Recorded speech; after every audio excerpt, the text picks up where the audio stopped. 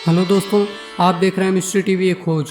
दोस्तों, कश्मीर की खूबसूरती को देखकर कवि शायर कहते थे कि धरती पर अगर कहीं स्वर्ग है तो वह शायद कश्मीर में ही है। यही धरती की जन्नत है। कश्मीर के अलावा एक और स्थान भी है जिसे आध्यात्मिक कथाओं में स्वर्ग का द्वार कहा जाता है। महाभारत में वर्णित एक प्रसंग इस संबंध में बहुत प्रसिद्ध है। कहा जाता है कि उत्तराखंड के गढ़वाल में हिमालय के बंदरपूछ नामक स्थान पर स्थित स्वर्गारोहिणी चोटी ही वह जगह है जहाँ से पांडव स्वर्ग गए थे। यूँ तो उत्तराखंड में अनेक प्राचीन तीर्थ और दर्शनीय स्थल हैं, लेकिन स्वर्गारोहिणी चोटी का विशेष महत्व है। इस जगह का महाभारत काल से संबंध है। धार्मिक मान्यता है कि पांडवों ने इसी मार्ग से आखिर में स्वर्ग के लिए प्रस्थान किया था। युधिष्ठिर और श्वान की घटना भी यहीं से जुड़ी हुई है। यहाँ उनकी परीक्षा ली गई थी जिसमें वे खरे उतरे थे। यह स्थान बहुत सुंदर है और यहाँ की रौनक निराली है। पांडवों के यहाँ से स्वर्ग जाने और महाभारत में वर्णन होने के कारण यह स्थान बहुत पवित्र माना जाता है।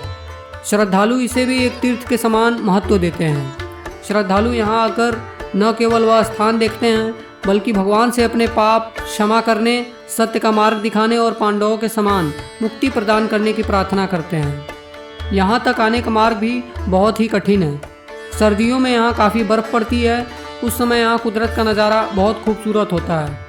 हमारे देश में कई सारे मंदिर हैं। देश के पूर्वी प्रांत से लेकर दक्षिणी तक कई सारे मंदिर हैं। इनमें से कुछ नए बनाए गए हैं और उनमें कुछ मंदिर ऐसे भी हैं जिनका इतिहास हजारों साल पुराना है। आज हम आपको एक ऐसे मंदिर के बारे में बताएंगे जो महज एक मंदिर नहीं बल्कि एक पर्यटक स्थल भी है। और सबसे खास बात तो यह है कि इस मंदिर का इतिहास 1, 2 या 50 वर्ष पुराना नहीं है बल्कि 5000 वर्ष पुराना है। महाभारत काल से जुड़ा यह मंदिर हिमाचल प्रदेश में स्थित है। हजारों साल पुराने इस मंदिर से पांडवों की कई सारी बातें जुड़ी हुई हैं। हम सभी यह बात जानते हैं कि महाभारत के युद्ध के बाद पांडवों ने स्वर्ग की यात्रा की थी। स्वर्ग तक पहुंचने के लिए उन्होंने एक लंबी सीढ़ी का निर्माण भी किया था। ऐसा माना जाता है कि इस मंदिर में ही पांडवों ने स्वर्ग जाने की सीढ़ियाँ बनाई थी।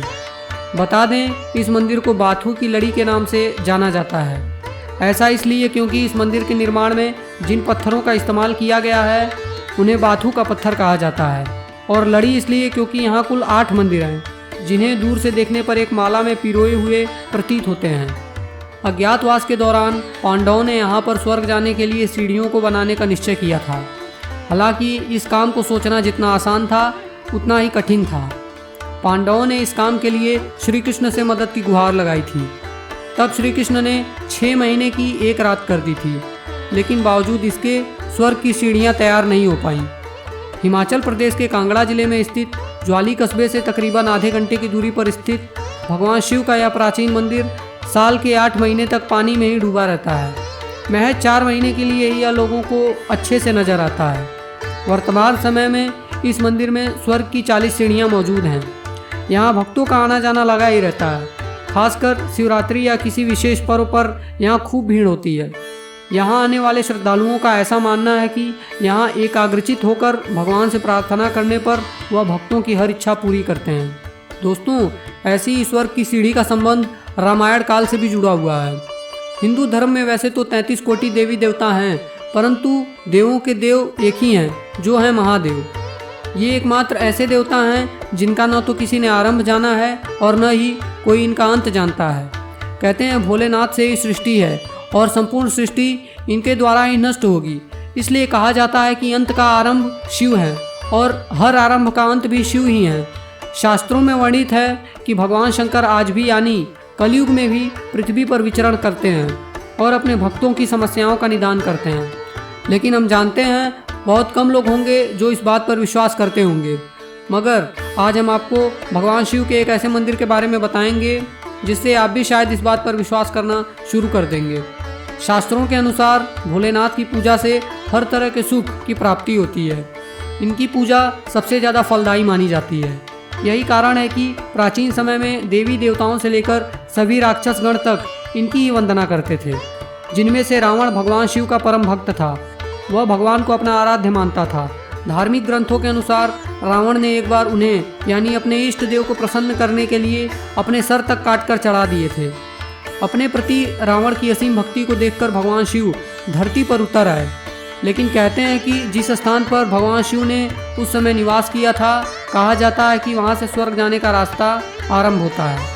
हिमाचल प्रदेश को पावन स्थली माना जाता है क्योंकि हिंदू धर्म से जुड़े कई मंदिर आज भी ऐसे हैं जिनका संबंध सीधे देवी देवताओं से जुड़ा हुआ है। बता दें, इसे देवभूमि भी कहा जाता है।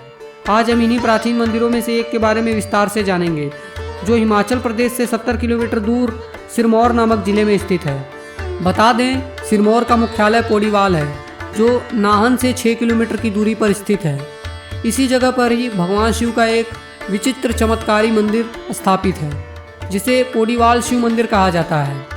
लोक मान्यता के अनुसार इस मंदिर की सबसे बड़ी खासियत यह है कि एक ऐसे ही मंदिर का वर्णन रामायण काल में भी किया गया, इसलिए इस मंदिर की रावण के उसी स्वर्ग सीढ़ियों वाले मंदिर से तुलना की जाती है। पौराणिक कथाओं के अनुसार रावण ने कठोर तपस्या कर भगवान शिव को प्रसन्न किया था।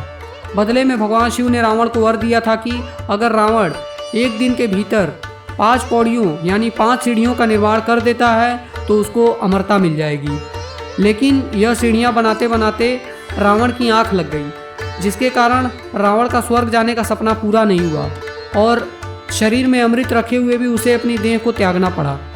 प्रचलित मान्यता के अनुसार रावण ने स्वर्ग के लिए प्रथम पौड़ी हरिद्वार में बनाई, इसलिए इसे हर की पौड़ी कहा जाता है। दूसरी पौड़ी वाला में, तीसरी पौड़ी चूड़ेश्वर महादेव और चौथी पौड़ी किन्नर कैलाश में बनाई थी। 5वीं पौड़ी बनाने से पहले ही रावण की आंख लग गई और जब आंख खुली तो रावण ने देखा सुबह हो चुकी थी। कहा जाता है पोडीवाल यानी दूसरी पौड़ी में स्थापित शिवलिंग में भगवान शिव आज भी साक्षात विद्यमान है, मगर इसके दर्शन केवल उनके सच्चे भक्तों को ही हो सकता है।